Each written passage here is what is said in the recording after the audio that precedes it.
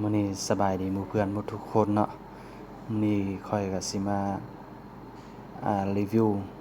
เกี่ยวกับการเปิด 4G ระบบ สัญญาณ 4G นี่มันสามารถรับรองเครื่องรับSamsung J3 แล้วเป็น iPhone 5 เนาะมันจะรับรองได้ 4G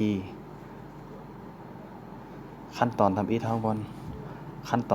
เข้าบนตั้งค่าแล้ววันนี้สิมาซอกบอนเครือข่ายมือถือนะแต่ว่าซิมเน็ตที่ของข้อยเนาะเอาไว้อยู่ในโหมดเครือข่าย Unitel ซิม2ส่วนซิม1ก็สิใส่เป็น 2G หลังจากนั้นเราก็กดโหมดเครือข่ายนี้ไปหลังที่เรากดแล้วสามารถเห็นเป็น LTE ทับ 3G ทับ 2G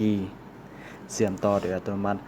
ถ้าไปอยู่ในเขต 3G หรือ 2G มันจะขึ้นโอโต้ให้เราเลยส่วนเราเลือก 3G 2G นี่แม่น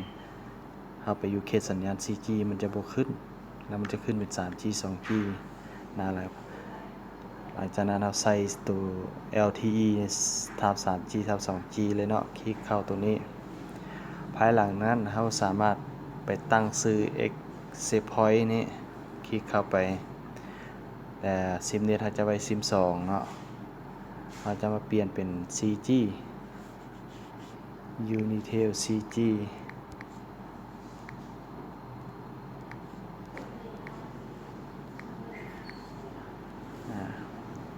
ภายหลังได้บันทึกแล้วภายหลังที่บันทึกแล้วเราสามารถเข้าไปเบิ่งอยู่ที่โหมดเครือข่าย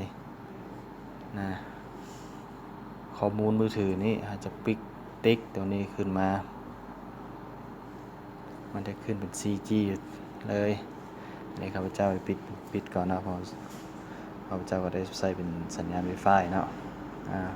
การเปิด 4G ก็มีแต่ซ้ำนี้เนาะขอให้หมู่เพื่อนลองไปนำใส่เบิ่ง